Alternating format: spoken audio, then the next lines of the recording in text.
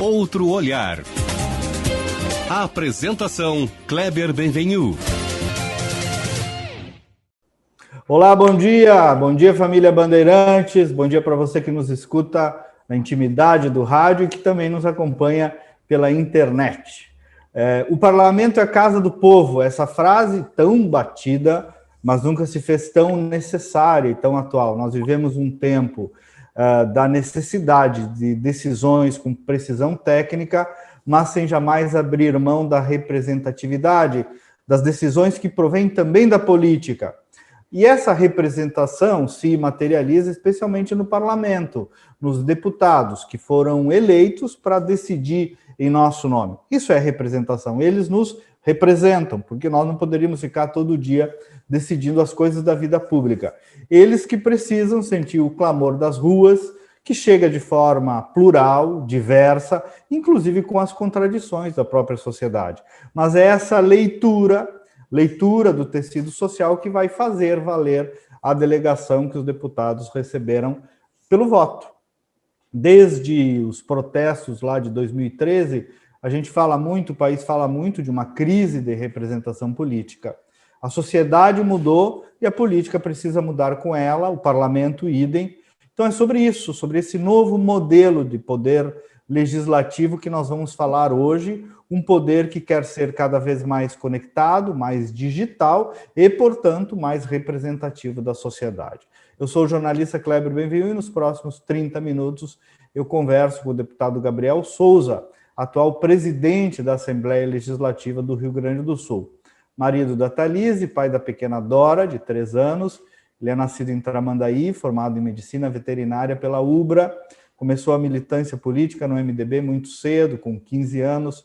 Acabou presidente da juventude do MDB municipal, estadual, nacional. Eleito deputado, foi líder do governo José Ivo Sartori na Assembleia. Reeleito, foi um dos deputados que mais aumentou a votação na última eleição, quase 53 mil votos, o mais votado do MDB, um dos mais votados do Estado, um quadro jovem da política gaúcha em ascensão e hoje chefe de poder.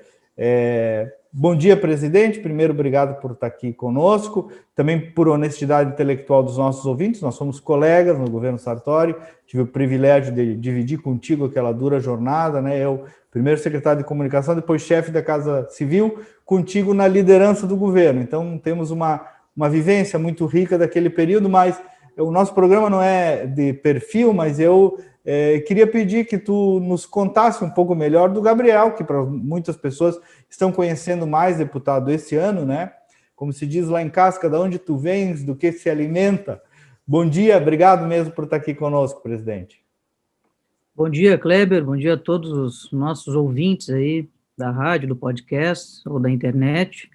É uma alegria estar aqui, eu sou teu ouvinte aí, em especial do podcast, como eu estava te falando fora do ar, porque gosto muito dos debates que tu propicia aí, em especial os mais reflexivos, né, e acho que é uma oportunidade para a gente, nessa correria do dia a dia também, ter um pouco de qualidade aí nessas entrevistas que a gente assiste, né.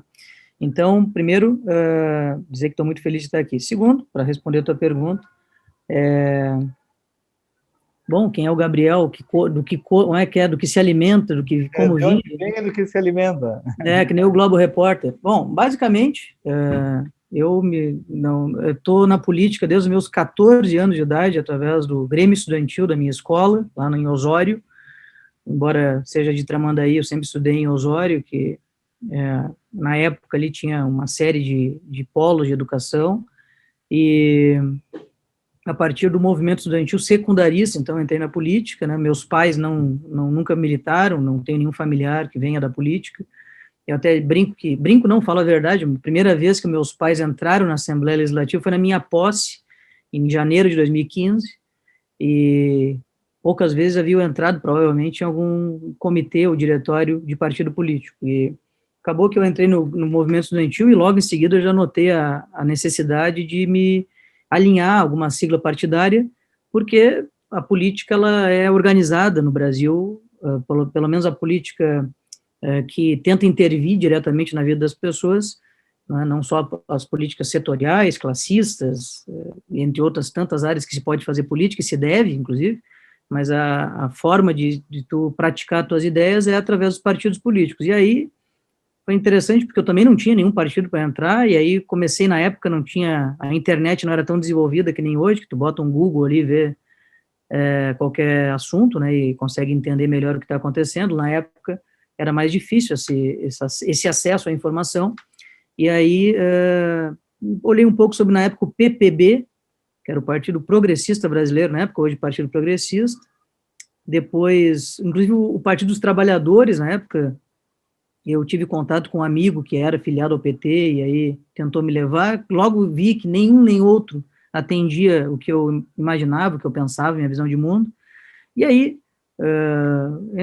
acabei entrando no PMDB a partir de relações pessoais e também por acreditar que era um partido mais moderado, mais intermediário do ponto de vista da visão de mundo, de como conceber aí as coisas, e claro que não com a possibilidade de pensar o que eu penso hoje sobre o partido, sobre o programa do partido, sobre até a visão de mundo que tem hoje, né, que naturalmente pela maturidade que a gente vai adquirindo e que ainda há muito a ser adquirido, acaba consolidando algumas informações e alterando outras, mas na época entendi que seria o melhor caminho para mim. E aí me filiei no partido, e aí, bom, o resto da história muitos conhecem, da juventude. E aí, Gabriel, primeiro mandato, líder de governo, um governo polêmico, posicionado, com muitas propostas de reforma de Estado, né, que foi aquele período que a gente viveu junto ali, que eu aprendi a te admirar ainda mais, né, tu combateste o bom combate, porque foi isso que a gente viveu ali, né. Agora, segundo mandato, presidente da Assembleia. Vocação, missão de vida, como é que tu encara isso pessoalmente, essa jornada aí tão pegada já em tão pouco tempo, né? Na medicina veterinária, tu tem um termo, quando uma molécula tem atração por um tecido, chama de tropismo, né? Então, parece que eu tenho um tropismo, né, a enfrentar desafios, né, na vida pública. Na vida pública, eu comecei o mandato de 2015, primeiro mandato, eu era o deputado mais jovem da casa, como presidente da comissão mais importante da Assembleia, que é a CCJ. E aí, como é que é? Bem na minha vez, o mundo mudou, porque exatamente naquele ano que estava oriundo ainda das manifestações de 2013, veio 2016 veio o impeachment da Dilma, então estava tenso o ambiente político nacional, e aí, exatamente naquele ano, a Assembleia Legislativa cassou 2 deputados, né? Foi a primeira vez na história da Assembleia, em 180 anos na época de Assembleia, que a Assembleia cassou parlamentares da casa, e foram 2, né? E a CCJ é a segunda instância das cassações de mandatos parlamentares, e eu era o presidente da Comissão de Constituição e Justiça na época. Então foi um ano, que não foi um ano normal na CCJ. E daí no segundo ano, o líder da bancada do partido, o governador Sartori, me convida para ser líder do governo no meio do caminho, porque o deputado Postal virou conselheiro do Tribunal de Contas. Eu fiquei até o fim do governo, foram 937 dias como líder do governo Sartori, e posteriormente, eu fui, como tu falasse, reeleito como deputado mais votado da bancada, e a bancada me indicou para ser presidente da Assembleia. E aí, no ano que eu assumo a presidência da Assembleia, eu penso o seguinte, agora vai ser o ano da vacina, vai tudo voltar ao normal, né, vamos ter um ano tranquilo, né, e na primeira semana explodiu a terceira onda do coronavírus aqui no estado, e aí, bom, o resto da história vocês conhecem. Estamos vivendo essa história ainda, né, na medida em que estamos ainda com esses desafios. Então, realmente, é um exercício intenso, né, da capacidade de liderança, de ponderação, de moderação, de diálogo, de firmeza nas posições, né, porque isso também é importante, né, e é importante também perceber que tu pode ter posição muito firme sendo moderado, né, não é pelo fato de tu ser moderado que tu não pode ter opinião. Eu tenho minhas opiniões, mas são opiniões que eu tento sempre ter portas abertas para dialogar com os lados que pensam diferentes e tal. Agora, Gabriel, talvez mais do que nunca, isso que eu falei um pouquinho na abertura e que estava no teu discurso de posse, né? Tu já previa, e agora mais claramente ainda, né? a Assembleia precisa ser a caixa de ressonância das dores do povo, né? O povo está com dores e medos, medo de perder a vida, medo da saúde, medo de perder o emprego, né? Tu já trazias lá no teu discurso essa preocupação aí de aproximação, de conexão, e tu apostava muito na digitalização. Claro que tudo deve ter se sobreposto com essa loucura da pandemia. Como é que tu encara esse desafio? Eu sei que tu pesquisa sobre isso, tem mestrado, se eu não me engano, sobre isso. Como é que tu encara esse desafio da representação assim na vida real agora como presidente da Assembleia Gaúcha? O Kleber, o governo Sartori, ele me instigou bastante, acho que instigou todos nós, né, sobre uma reflexão. Acho que o grande legado do Sartori é essa, que foi a reflexão sobre para que serve o Estado, né? Por que o Estado, quais são as funções do Estado? E aí o Sartori, de uma maneira muito corajosa, e eu agradeço muito a ele por ter sido seu líder aqui na Assembleia, porque isso me preparou para tentar fazer outras reflexões que eu estou agora, em outro momento, né, tentando aplicá-las aqui na presidência, mas basicamente é o seguinte: a sociedade ela tem que estar simétrica com o Estado, né? O Estado, ele, na verdade, ele é uma entidade abstrata que rege a vida humana em sociedade, em coletivos. Então, se essa vida humana tiver diferente assimétrica, né, com o que o Estado é concebido, da forma como o Estado é concebido para governá-la, para geri-la, ele não vai conseguir gerir, porque ele se torna, ele não fica legitimado perante a sociedade. Então, por exemplo, vou dar um exemplo bem prático, assim, né? O negócio é muito, às vezes, o Gabriel está falando de filosofia. Não, eu estou falando da vida real, veja bem. Quando a gente, no governo Sartori, diz o seguinte: olha, não precisa mais o Estado ter uma gráfica pública, né, que era a antiga Companhia Rio Grande de Artes Gráficas, a Corag, entre outras tantas estruturas públicas, nós estávamos dizendo o seguinte: nós precisamos botar em simetria o Estado com a sociedade está digital, a sociedade está precisando de respostas rápidas, precisa pagar menos pelo custo do Estado, precisa que o Estado focalize naquelas áreas que são mais importantes. Na época, a segurança estava muito em vogue, né? Hoje está a saúde muito em vogue, né? Amanhã vai estar a educação muito em vogue, já vamos começar a ter que se preparar para isso, que a próxima grande demanda social, ao meu ver, vai ser a educação. Para quê? Por quê? Porque, de novo, a sociedade mudou novamente, então tu vai precisar, novas profissões estão surgindo, velhas profissões estão se extinguindo. O sistema econômico nessa quadra da história mudou também, o capitalismo não é mais o capitalismo industrial do século XX, ele é um capitalismo de bens compartilhados, alta tecnologia, serviços de alta tecnologia. Então, tu precisa estar simétrico, sintonizado, né, entre o Estado e a sociedade e o sistema econômico. Então, o que é que, inclusive, a minha pesquisa no mestrado foi exatamente sobre isso. Por que o Estado atualmente entrou em crise, né? Por que o modelo estatal entrou em crise? Porque o modelo estatal não atende essas demandas novas que vieram, que são disruptivas, que são intensas, são dinâmicas, que a sociedade apresenta ao ente estatal. E o ente estatal, por sua vez, ficou no século XX, né? Acha que é super normal. Vou dar outro exemplo aqui, bem prático, também na vida das pessoas. Previdência. Né? Eu até uso o exemplo de um primo e de um tio meu, né? E são casos reais. Meu tio é agora sócio, foi funcionário durante tantos anos, décadas, e aí depois virou sócio minoritário de uma empresa aqui de Porto Alegre de ar-condicionado. Ele está lá a vida inteira dele, né, com a previdência dele organizadinha, né, a vida laboral toda bem do estilo século XX, né, que é aquela tendência de tu ficar em 1 ou 2 ou 3 empregos no máximo no resto da tua vida, e ali tu vai contribuindo com a previdência. O sistema previdenciário foi montado para isso. Hoje, o filho dele, que é meu primo, ele trabalha na área de TI e faz aplicativo de celular. Primeiro que ele não vende um produto palpável, ele vende uma tecnologia e não vende nenhuma loja brasileira, ele vende na Google Play e na App Store. E aí, o seguinte, para tributar o produto dele já foi uma briga, né, porque não sabia, os contadores não sabiam como tributar, e depois eu fico perguntando como é que esse cara vai fazer, né, do ponto de vista previdenciário do fim da sua vida laboral, né? Certamente não vai ter a mesma segurança, o mesmo conforto previdenciário que o meu tio, o pai dele, teve. Por quê? Porque ele é um cara do século XX, ele é um cidadão do século XXI, aliás, né? Ele é um cidadão do século atual.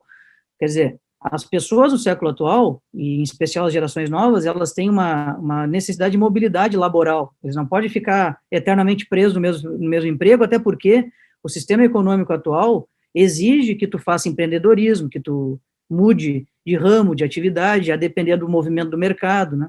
Então, isso é uma coisa que começa a ter divergência entre o sistema previdenciário público montado, no regime geral de previdência social, com o atual sistema econômico e a atual sociedade. Então, veja bem, daqui a alguns anos, certamente, nós vamos precisar de uma nova reforma da Previdência, porque o sistema atual previdenciário não vai conseguir alcançar essas pessoas. E talvez até coisas novas possam vir aí. Aliás, eu particularmente tenho uma convicção muito grande que virão. Exemplo é a questão da renda básica, porque de repente tu vai precisar pagar uma renda básica ao invés de ter um sistema previdenciário, né? Vai ter que substituir uma coisa pela outra. Mas então, voltando ao nosso ponto mais conceitual e filosófico da coisa, digamos, tu precisa estar sempre com o Estado, estar simétrico com a sociedade, com o sistema econômico. O parlamento, ele é, dentro do nosso sistema constitucional, aquela parte do Estado, né, aquele poder do Estado que faz a interlocução entre a sociedade e o restante dos poderes e órgãos estatais. Se o parlamento não tiver atualizado para estar simétrico, ele mesmo com a sociedade, ele não vai conseguir representá-la, né?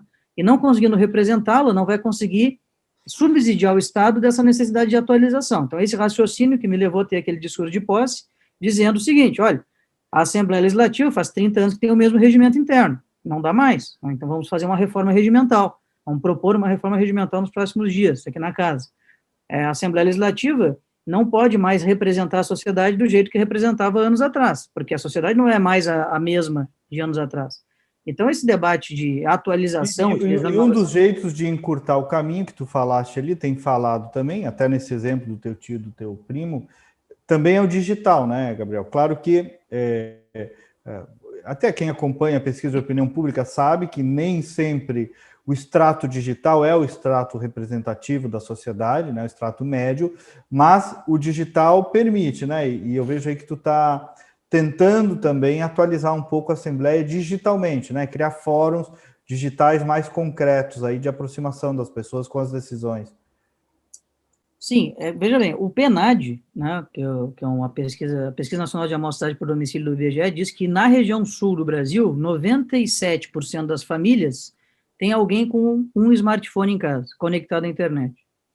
Então, em todas as classes sociais, da classe mais pobre até a classe mais abastada, tu tem uma presença digital ou muito grande, ou incipiente, porém existente, já existente. A tendência do mundo pós-pandemia é um aumento absurdo, né, da presença digital na vida das pessoas, até porque vem uma nova tecnologia aí, que é a 5G, que vai revolucionar inclusive os objetos, os quais nós utilizamos no nosso dia a dia. Isso vai atingir, sim, a base de cima da pirâmide econômica, da sociedade, mas ela vai ser propagada rapidamente para a base da pirâmide, né, para as classes menos abastadas. Então, o parlamento que quer representar essa sociedade vai precisar se digitalizar. A forma de interação entre a sociedade e o parlamento até o início da pandemia era basicamente de maneira analógica, né? Claro que tu tinha acesso às redes sociais dos deputados, mas eu estou falando da instituição Assembleia, não estou falando dos mandatos, porque daí eu quero separar bem, porque, obviamente, tu encontra aqui no parlamento mandatos extremamente digitalizados, né? Mandatos extremamente consonantes com a sociedade, o sistema social e econômico atual. Mas eu não estou falando, portanto, dos mandatos individuais, feitos pelos indivíduos eleitos, mas sim pela instituição, pelo poder legislativo, pelo poder de Estado, né, constante lá com tarefas constitucionais.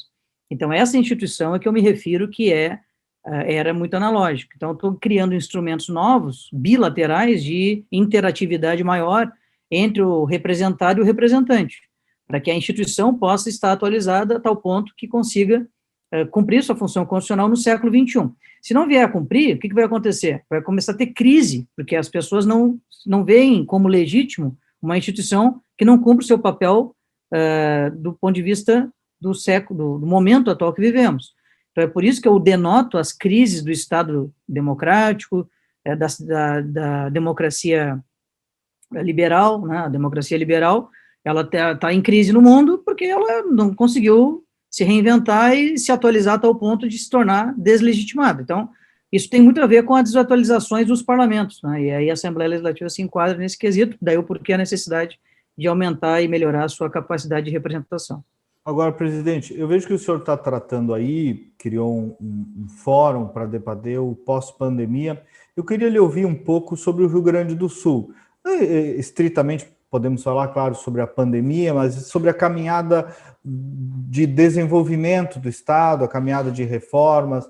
Nós tivemos aí 2 governos de continuidade em reformas do Estado, em responsabilidade fiscal, né?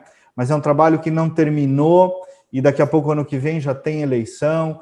Como é que o senhor enxerga o Rio Grande do Sul para frente, portanto, inclusive pós-pandemia, e os principais desafios aí que se colocarão à frente do desenvolvimento do Estado? A Assembleia tem uma parceria com o Centro de Liderança Pública, que, aliás, foi iniciado, se não me engano, na gestão do presidente Hernani Polo, aqui na casa, e que eu estou dando continuidade, que faz um ranking de competitividade do Brasil entre os entes federados estaduais. Agora começou a fazer até dos municipais. Mas, no caso dos estados, o Rio Grande do Sul estava em 8º, caiu para 9º no ranking de competitividade, com alguns gargalos bem específicos. O primeiro, que é a mãe de todos, né, o pai de todos, que é o gargalo que deriva e que resulta em outros gargalos, mas o principal é a solidez fiscal.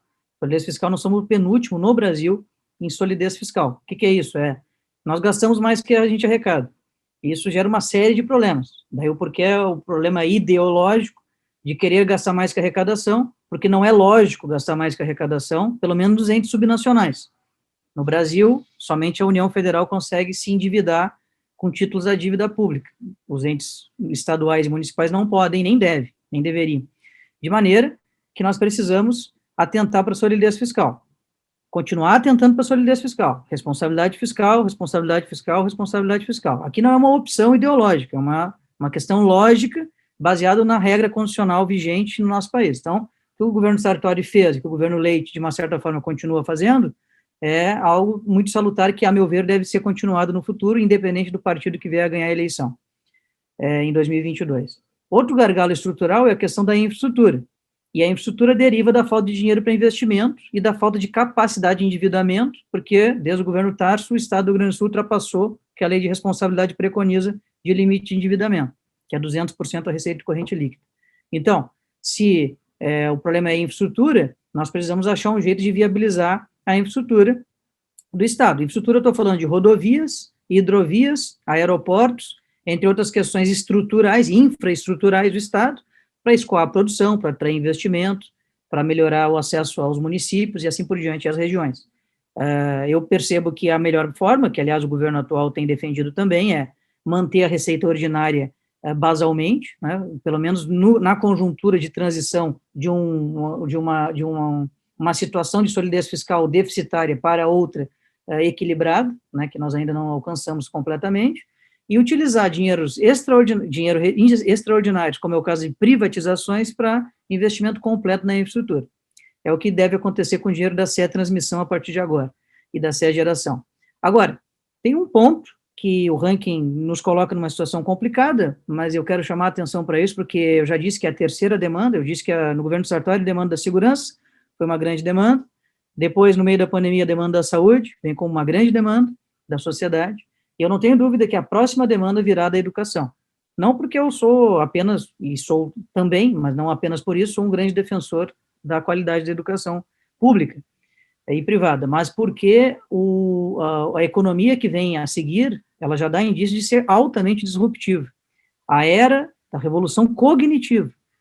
Por isso que defendo tanto a volta às aulas, agora de maneira presencial, em especial na educação infantil, porque tu vai ter um gap, aumento do gap da desigualdade social, com a falta das aulas, tu vai ter um atraso geracional na capacidade cognitiva dessa geração inteira.